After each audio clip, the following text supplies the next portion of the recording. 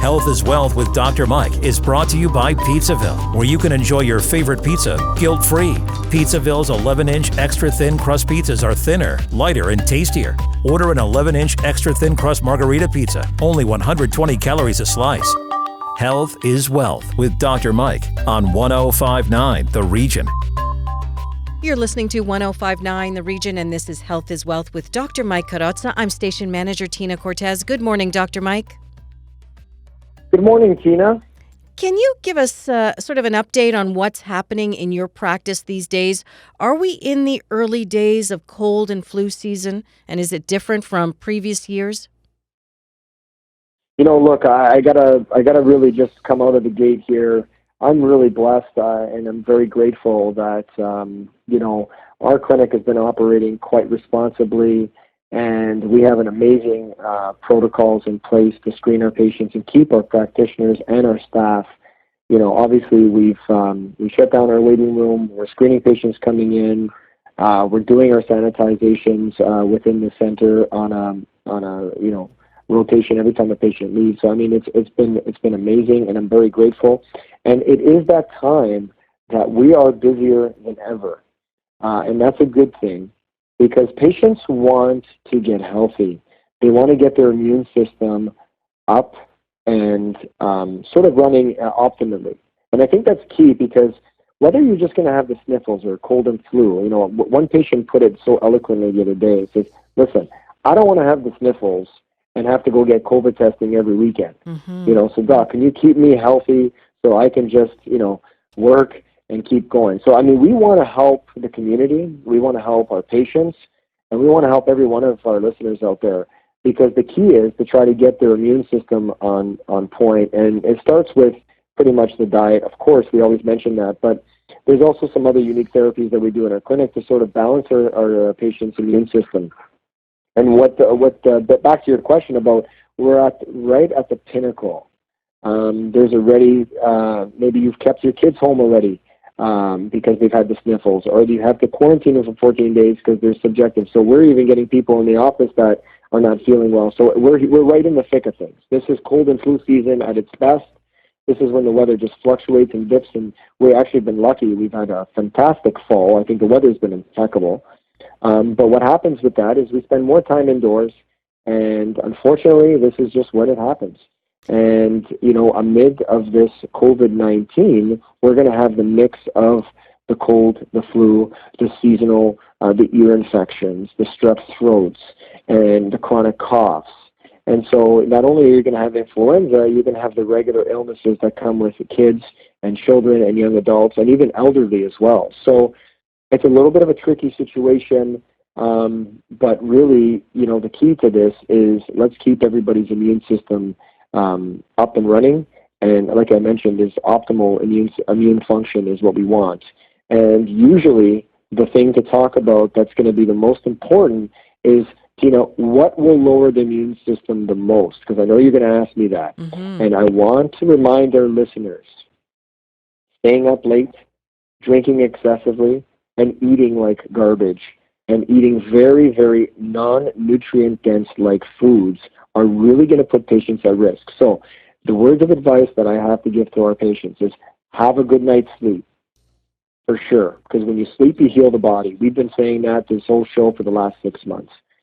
Next, diet and nutrition is going to be clutch. And what I mean by clutch is fruits and vegetables are going to heal your body. Stay away from the junk food, and I mean the sugars containing foods. Look, I have kids as well, and they want to crave this stuff, but I limit it, and we have to. I'd rather my kid go for a carrot or an apple than to go for a granola bar. And there are healthier options out there. Just really look for them. And if we stick to these principles, I promise everybody in our community will be healthy, and we'll do our best. And then, of course, with the standard protocols, wearing your masks, washing your hands, sanitizing, doing everything that we've been doing to keeping these numbers down, because I think Ontarians as a whole have been doing a very good job. We just have to just keep it together. Let's all focus and, not get ahead of ourselves and just follow the guidelines, and we will get out of this all very successfully. Good advice and common sense. After the break, the Naturopathic Roundtable is back. This is Health is Wealth on 1059 The Region. Stay with us. Have a question for Dr. Mike? Call us at 416-335-1059. Tweet us at 1059 The Region or email us at info@1059theregion.com. More with Dr. Mike and Health is Wealth when we come back. It was a rainy day when Pizzaville realised that some big pizza conglomerates want to make the cheapest pizza. Some want to be the fastest. At Pizzaville, we want to make the best pizza, stone-baked, the traditional Italian way. It's what we strive for every day, to be the best, not the fastest or the cheapest. Oh, cue the announcer. Pizzaville Stone-Baked Pizza. Fiercely Canadian. Authentically Italian. Health is Wealth is back with Dr. Mike on 1059 The Region. You're listening to 1059 The Region, and welcome back to Health is Wealth. And over to Dr. Mike with today's guests. What we have is we have a panel here of professionals, and I like to call them my colleagues. We have naturopathic Dr. Ryan Shakitano. He's here to join me in studio. And abroad, we have Dr. Paul Anderson returning to the show. So thank you, guys, and thank you, Dr. Anderson, for joining in as well. We took off last week and had a wonderful show, and we were discussing about naturopathic medicine, you know, in terms of the specialties and your special focus, if you will. And we just started talking about immune health, and what a timely discussion. I mean, I think, you know, whenever you have a virus or any kind of immune dysfunction going around where somebody can get debilitated, especially the immunocompromised, it becomes a very big concern and almost a fear for a lot of individuals. And let's face it, Dr. Anderson, I think, you know, we've overcome, you know, the plague, and I think in 1918 and several cold and flu seasons that have been pretty much crazy. But have you ever thought that, you know, a simple infection like this, COVID-19, would ever bring us all to pretty much where we are and shut down the world? Yeah. No, I mean, of course, it's always a possibility. Things like this happen, but you know, you usually don't sit around and think, oh, you know, there's a epidemic or a pandemic around the corner. So yeah, this has been a wild year in that respect. And in our last segment, we discussed very briefly about, you know, the differences between, just for our listeners tuning in, we talked a little bit about IV therapy, intravenous vitamin C therapy, and how it can help immunocompromised and sort of, you know, things like cancer and immune dysfunction patients.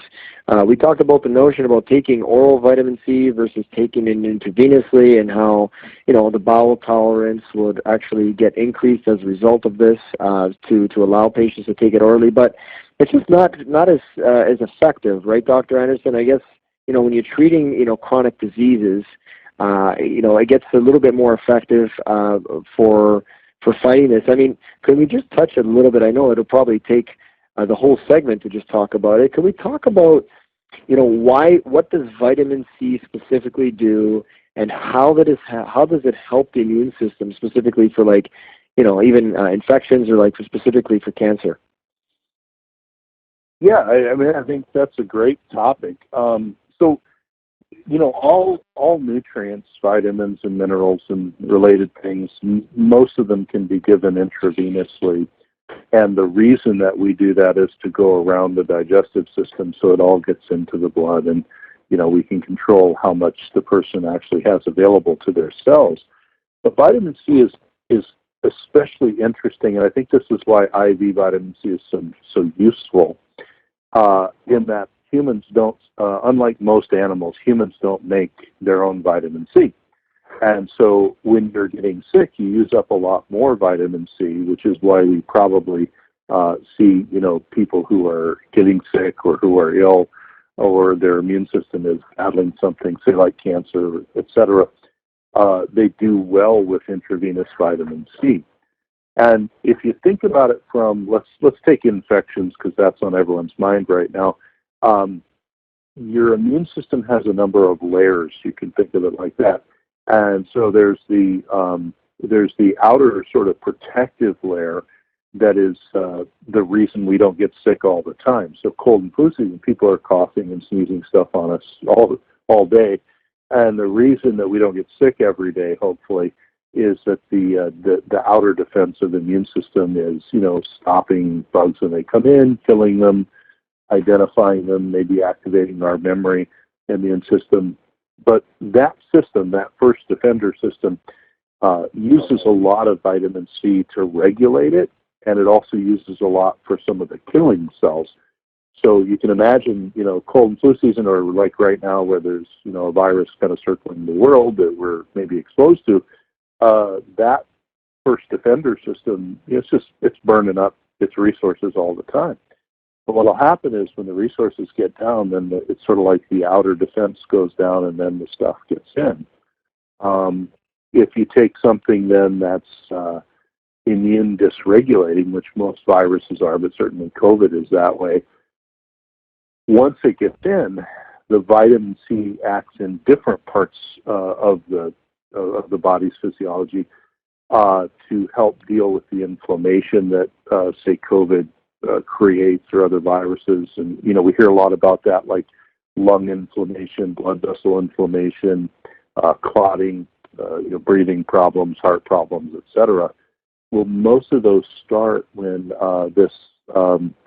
the system that vitamin C works in to balance inflammation, gets overtaxed. So by giving it intravenously, do a couple of things. One is what I tell patients, to fill the tank, so to speak. It's a way, without taking a whole bunch orally and dealing with the digestive issues, to get your blood levels up.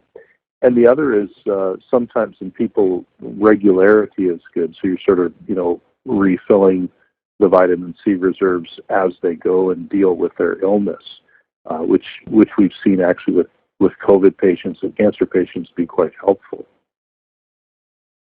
Wow. Dr. Ryan, I'm sure you have a question or chime in. Yeah, I love the way you kind of subdivided the immune system there. That's awesome for our listeners. And sort of as a follow-up to that, one of the main reasons I got into intravenous vitamin therapy is because I suffered from a few concussions when I was playing in my soccer days. And when I realized the important role of antioxidants and what an antioxidant like glutathione can do intravenously in the repair was phenomenal. And as I started to implement it, the more I learned about it, the more I used it in patients, the more I saw the amazing effects. So maybe, Dr. Anderson, if you could touch on what glutathione is, what it does for the body, and if there might even be some interplay between glutathione and vitamin C. Yeah, that's a really great follow-up. So the part I was talking about in the sort of second phase of immune activity and is heavily involved in keeping our, most people have heard of like free radicals or oxidants or, all this stuff that sounds bad. Our body has this amazing way of neutralizing those when they get in our body. You can't live without these things getting into you. And as you said, when you get things like, concussion, TBIs, anything else that dysregulates the system, the body uses more antioxidants to help out. And the real critical thing is, so you mentioned glutathione. Glutathione is also a water-soluble thing like vitamin C. It's a little different structure, but if you think of them, there's a real, like the basic unit of antioxidant and inflammatory balance in the body is a three-part system, and they all help each other. Two of the parts that are water-soluble are vitamin C and then glutathione, and they literally back each other up. So being that they're both water-soluble, what we have in our body we're going to use up, today or tomorrow, and then we need some more, which is why we need the things in our diet or from supplementation or IVs, etc. But then if you think about it, if this system is supposed to run to deal with baseline inflammation that we get from just living, if you then get a brain injury or you get a real bad virus or you have some other traumatic insult, you literally can burn up the resources of these antioxidants. And so in a lot of people where we're trying to help them recover, from, say, an inflammatory condition or post-viral illness or a brain injury, what we do is we'll actually give them a moderate dose of intravenous vitamin C with some other nutrients, and then we'll give them glutathione intravenously separately to just help raise these levels. But they literally, you think of an oxidant kind of like a bad guy going in, whether it's from trauma or infection or whatever else it's from. And this system is set up in your body to just take it and neutralize it. So you just want to keep that system fed, and the more you challenge the system with an injury or infection, etc., the more you need to feed it. So that's really why I think intravenous application really makes a lot of sense. Yeah, that's awesome to hear, and I've definitely challenged my body over the years, so it's definitely coming in handy for me. And no, I think it's the glutathione is, I believe, it's a lot for our listeners, but glutathione is definitely a mother antioxidant, and the pro-oxidant damage, the free radicals that come in every day, it comes in from our food, it comes in from pretty much everywhere, and then we want to definitely prime our immune system, and I think that's the key, to just keep it on its tippy toes, if you will. And this is just one therapy, and in practice, Dr. A, I mean, we don't do this on, all of our patients coming in, but of course, a lot of people want to get their immune system. I mean, I think regular patients can also get, obviously we do this in practice, people that just want a little bit of boost. What's your thought on just, giving somebody, a Myers or just like a regular vitamin C drip, just to sort of give their immune system a kickstart? Let's say you don't have any chronic illnesses. What's your thought on doing that for patients? Yeah, it's, obviously people like us that do this, there's certain things we screen people for and, check their history. But generally speaking, even a otherwise healthy person, I've had a lot of people who, they were usually family members of, one of our chronic illness patients or a cancer patient, but they would come in often in the winter and say, everyone in the office I work in has got this, virus, and I'd like to, kind of top off my immune system. And we would do, depending on what they needed, either a vitamin C IV or one of these, lower dose vitamin C nutrient IVs with glutathione after. And most of the people really did find that, it would help them with their, immune response.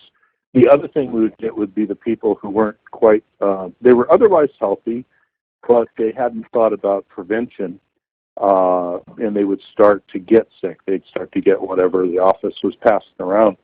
And in those people, what we would do is a higher dose vitamin C, kind of as a, when you're getting sick IV, we called it. And a lot of those folks, they would go from early stages of feeling the fever and all the other stuff to actually resolving quickly. So we do a lot of that. And, I've seen clinically where the right application of these things in otherwise healthy people, but when they have a challenge is very critically helpful. And then with the current, obviously, our current climate in terms of the immune system and COVID-19, there also was some data, I believe, that I saw from you putting on one of your posts. You mentioned about, there's a big topic. I mean, we talked last session, we talked about vitamin C and COVID and that continued flow from those studies out in China. But I think some recent data also came out, if I'm not mistaken, regarding glutathione as well. Yeah, definitely. And if we go back to what I was saying earlier, where glutathione and vitamin C in this, the body's ground level antioxidant system, they work together. There have been some case reports and also a broader paper written specifically around COVID patients and respiratory issues and glutathione. And the case reports were, quite remarkable from the point of view of these were people who were in a lot of respiratory distress with, COVID patients, and they they gave the glutathione in a couple of ways. One was intravenous, as you and I just talked about, but the other was by a nebulizer. And so, asthmatics use nebulizers for their drugs, but you can give things like glutathione that way and get it right into the lungs. And so when people get, one place I've seen this, especially if the doctor can arrange it or the patient knows how to, get to the right doctor to do it. Somebody who's got an underlying problem, let's say they're asthmatic or they have some other lung issues, and then they contract COVID, they're more likely to get worse lung follow-up problems. So if we get them to do glutathione earlier, and then you can nebulize glutathione at home, prescribed from your pharmacy, we get a lot of people where you can keep them out of the hospital, which is, the less time in the hospital with anything, but especially COVID, is better. And so, we've seen glutathione be incredibly helpful there. Yeah, and that's amazing because we also obviously for this COVID-19, it's so easy now for us naturopaths to sort of prescribe nebulized glutathione and then have them do it at home, and then we can sort of dispense it. But one thing we didn't talk about, and I want to make a mention, is your new book for our listeners just tuning in. Can you just tell us a little bit about it? Obviously, its focus is cancer, but it's the second one, right? Yeah, it's so the first book was a couple of years ago called Outside the Box Cancer Therapies. Dr. Stengler and myself wrote, and as the name indicates, it's about our type of therapy, integrative and naturopathic oncology therapies.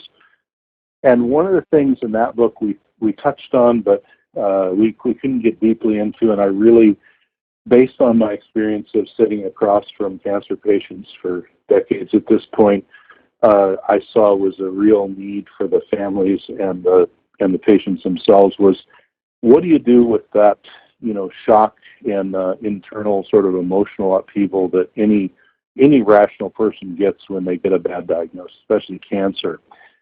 And the reason I wanted to write a book about that was, if people work through that and get to a place where they feel empowered with their disease, so they're in charge, the cancer's not in charge, their outcomes are usually better, their quality of life is definitely better, and their interactions with family and friends are better and more healthy. What I saw over time is if people stay shocked and angry or disoriented or feel like they're the victim of cancer, then their outcomes can be worse. Their quality of life is definitely worse. So that's what the book is about. So the subtitle is The Journey from Diagnosis to Empowerment. And it's an easy to read book. It's not nearly as heavy as the first book about therapies, because it's about one thing, and any patient or caregiver or loved one can work through this, and it just gives you tools to deal with that. Well, that's wonderful, and I'm very much looking forward to it. Of course, the book is out. For our listeners out there, they can grab it on Amazon. And, of course, Dr. Anderson, thank you very much for coming on the show. Dr. Ryan, thank you for coming on the show. Dr. Anderson, before we go, we'll tell listeners where to reach Dr. Ryan and myself. But for you, where can you tell our listeners to reach you?